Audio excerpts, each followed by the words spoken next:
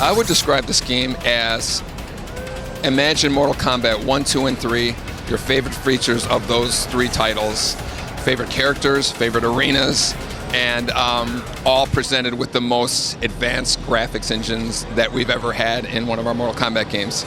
Put that all together and it feels like a Mortal Kombat game from the 90s, and that's the response that we've been getting from people, is they're so excited about the nostalgia memories that they have from the 90s and playing the early Mortal Kombat games. You know, I think Mortal Kombat vs. DC being a T-rated game started a lot of people talking about, well, what would they like to see in, their ideal Mortal Kombat game? And, we started listening to, I have a Twitter account, we have blogs, we have all that stuff.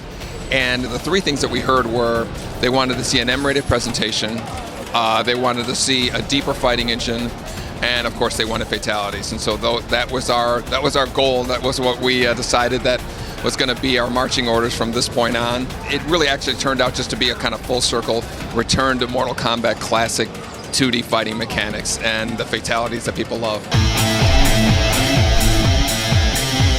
We actually model our characters with insides, and so everybody's got lungs, a heart, bones, a liver, and all that.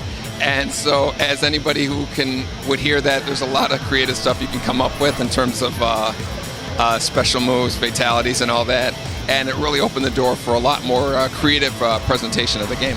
X-Ray is kind of like this kind of crazy super move that does actually internal damage to your character. So when you hit somebody, the skin kind of peels away and you get this kind of like CSI look of something, and you see bones breaking and livers being crushed and all that. And it really kind of brings like a new level of presentation to the brutal combat. Mortal Kombat's always been something that we've wanted to be an accessible fighting game. We want as many people to be able to kind of enjoy it.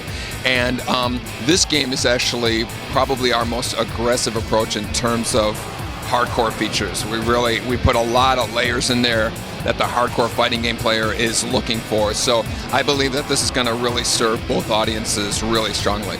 Well, I always consider at this point Mortal Kombat isn't something that we own. It's kind of like the public's, and we're just kind of giving people what they want, so it really kind of has its own life. It's become, movie, TV show, comic books, and it has its own pulse at this point. So we're just kind of along for the ride at this point. If everything you loved in the first three Mortal Kombat games, imagine that all bundled together.